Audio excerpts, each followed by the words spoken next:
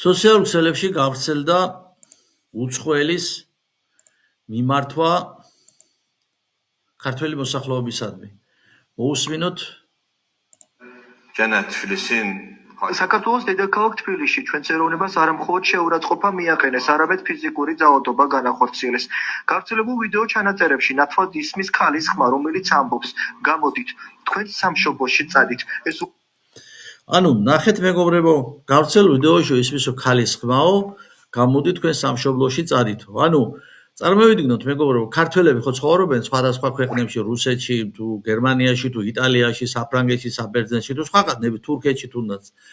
ყველგან არის შემთხვევები, არ არსებობს ქვეყანა, სადაც რომ უცხოელებისადმი მაგალითად ქართველის არ გაეგონოს, რომ წადით თქვენ სამშობლოში. ვიღაც რომ არ იყოს ადგილობრივი მოსახლეობა წინააღმდეგი, მაგალითად ქართველის ყოფნის.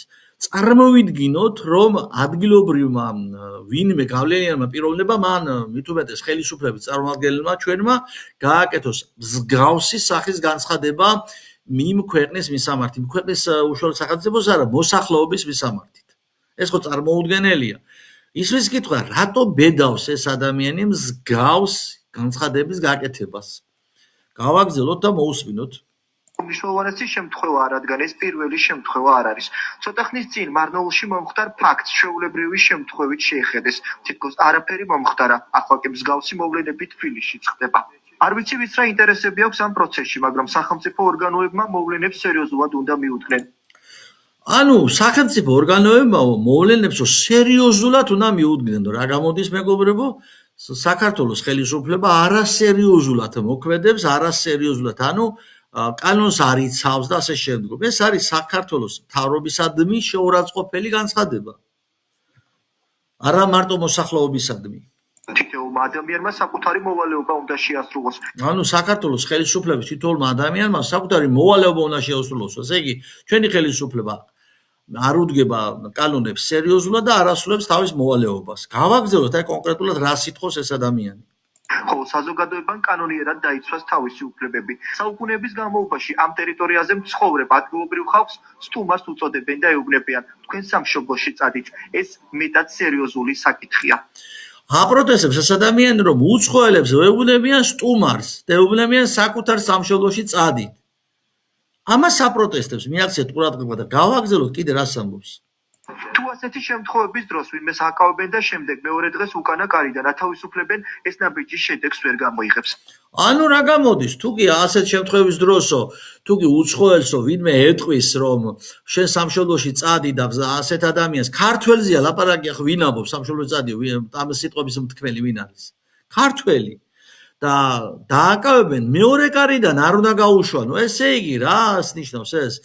ქართველი თუ იტყვის უცხოელზე რომ წადი შენ სამშობლოში და გააპროტესტებს არაბიზაციას, არაბული ტომების ჩასახლებას თბილისში და გონიოში 100,000-ობით ადამიანისას, ქართველი თუ ხმას ამოიღებს, საქართველოს ხელისუფლებამ ასეთი ქართველი უნდა დააკავოს და მეორე კარებში კი არ უნდა გაუშვოს, არამედ უნდა დაალპოს ციხეში.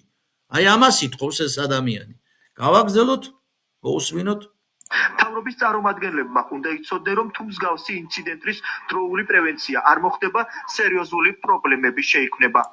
ანუ მთავრობასაც აფრთხილებს უკვე, ემუქრება, თუ კი არ მოხდება მსგავსი შემთხვევების რეაგირება, სერიოზული პრობლემები შეექმნება და ისმის კითხვა ქართველებო, ვისგან უნდა ველოდოთ სერიოზულ პრობლემებს? ვისგან და რა ფორმით? რა თქმა უნდა, ამ ადამიანისგან და ამ ადამიანის ეთნოსისგან და ვინ უნდა ელოდოს პრობლემებს? რა თქმა უნდა, ქართული ეთნოსი და საქართველოს ხელისუფლება, მაგრამ ახლა მინდა კითხვა დავსვა. მსგავსი განცხადების შემდგომ როგორ ფიქრობთ, საქართველოს ხელისუფლების წარმომადგენელი უპასუხებს ამას, რომ ჩვენ შეურაცხყოფელი განცხადებები ხო ხელისუფლების მისამართით, ეს აშკარაა. უპასუხებს, რომ ნუ ერევით ჩვენ საქმეებშიო, ყველამ ხო იცით ძვირფასებო, რომ მსგავსი განცხადება ხელისუფლებიდან არ იქნება. და ყველა ხო გრძნობთ და ხვდებით, რომ ეს არის ამ შემთხვევაში საქართველოს ხელისუფლება და ეს ადამიანი და კერძოდ ეს ერთ-ერთი ლიდერია, ან ხელისუფლების წარმომადგენელია, ან ვიღაც გავლენიანი პირია, ხო აშკარა. მოქმედებენ ტანდემში ერთად და ვის წინააღმდეგ? ქართველი ეთნოსის წინააღმდეგ. იმ ქართველების წინააღმდეგ, რომლებიც საქართველოს ინტერესებით მოქმედებენ და უნდათ რომ საქართველო იყოს ქართული სახელმწიფო. მათ წინააღმდეგ მოქმედებენ ტანდემში ერთად. ახლადელი განცხადება, რატომ გააკეთა ამ ადამიანმა ახლა განცხადება? ხომ შეიძლებოდა ეს განცხადება ჩუმად წნარად ეთქვა ხელისუფლებისთვის. იმიტომ ხომ არა, ჩემო ძვირფასებო, ქართველებო, რომ საქართველოში იზრდება ტალღა პატრიოტული სულისკვეთების წინააღმდეგობის ტალღა, არაბიზაციის წინააღმდეგ და სწორედ ამის გამო ხომ არ არის ეს განცხადება გაკეთებული, როგორ ფიქრობთ?